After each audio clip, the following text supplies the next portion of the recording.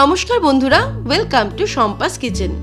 আজকে নিয়ে এসেছি দারুণ টেস্টি আটার রেসিপি, যা আমরা বাচ্চাদেরকে সকালের ব্রেকফাস্টে, স্কুলের টিফিন বক্সে, বড়দের অফিসের লাঞ্চ বক্সে বা ইভিনিং স্ন্যাক্স হিসেবে সার্ভ করতে পারি। তাহলে চলুন শুরু করি।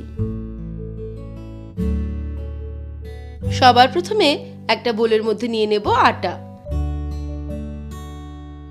2 কাপ পরিমাণে আটা নিয়ে নিলাম। এখানে আমি 250 গ্রাম আটা নিয়ে নিয়েছি।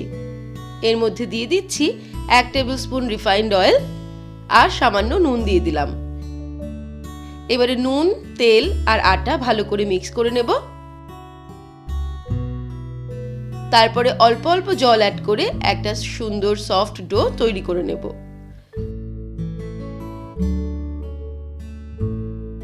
হাফ কাপ পরিমাণে জল দিয়ে আমি একটা সুন্দর সফট ডো তৈরি করে নিয়েছি। এবার এটাকে ঢেকে রাখবো জাস্ট 10 মিনিট আর চলে যাব পরের স্টেপে। এবারে একটা ছোট বোলের মধ্যে ডিম ফাটিয়ে নেব।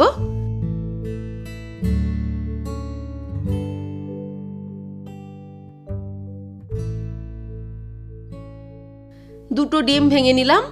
এর মধ্যে দিয়ে দেব সামান্য পরিমাণে গোলমরিচের গুঁড়ো আর দিয়ে দিচ্ছি সামান্য পরিমাণে নুন। তারপর ডিম দুটোকে ভালো করে ফেটিয়ে নেব। চলে যাব পরের স্টেপে। এবারে কড়াই গরম করে তার মধ্যে দিয়ে দেব হাফ টেবিল স্পুন মতো রিফাইন্ড অয়েল। তেল গরম হয়ে গেলে ভালো মতো তেলটাকে স্প্রেড করে নিতে হবে। তার মধ্যে ডিম ফাটানোটা দিয়ে দেব।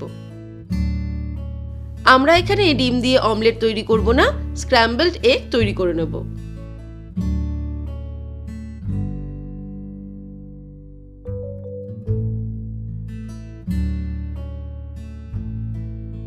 এবারে অন্য একটা বোলের মধ্যে নিয়ে নিচ্ছি কিছুটা পরিমাণে কুচানো গাজর, দিয়ে দিচ্ছি কিছুটা শসা কুচি, এর মধ্যে দিয়ে দেব কিছুটা পরিমাণে গোলমরিচের গুঁড়ো, তবে অবশ্যই ঝালটা নিজেদের স্বাদ অনুসারে অ্যাড করতে হবে।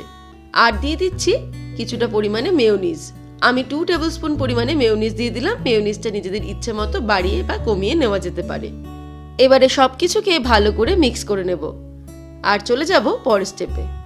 ওদিকে 10 মিনিট হয়ে গেলে আটা থেকে লেচি করে নেব। যেমন আমরা রুটি বা পরোটার জন্য লেচি তৈরি করি, ঠিক সেরকম লেচি এবার আটা দিয়ে আমি বেলে নেব। গোল করে রুটির মতো করে বেলে নিয়েছি। এবার এটাকে রুটির মতো ভেজে নেব। রুটি ভেজে নেওয়ার পর এবারে রুটিটার মাঝ বরাবর এইভাবে এটাকে একটু কেটে নেব।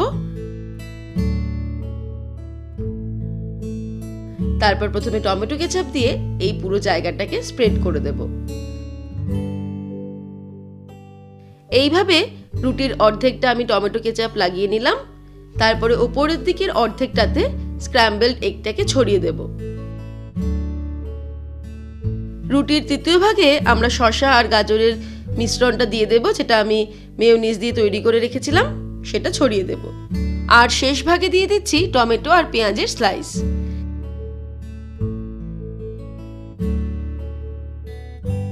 এবারে ঠিক এইভাবে রুটিটাকে আমি ফোল্ড করে দেব। এবারে ফাইনাল স্টেপে তাওয়ার মধ্যে আমি কিছুটা পরিমাণে বাটার দিয়ে দিলাম। বাটারটা চারিদিকে স্প্রেড করে দেব।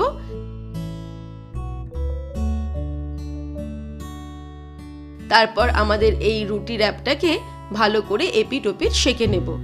বাড়িতে গ্রিলার থাকলে আপনারা গ্রিলও করে নিতে পারেন। ব্যাস তৈরি হয়ে গেল আটা দিয়ে দারুণ টেস্টি রুটি র্যাপ রেসিপি, যা আশা রাখি বাচ্চা বড় সকলেরই খুবই পছন্দ হবে।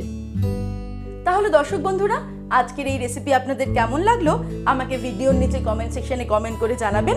ভালো লাগলে লাইক করার অনুরোধ রইল আর বন্ধুদের সঙ্গে কিন্তু অবশ্যই শেয়ার করুন।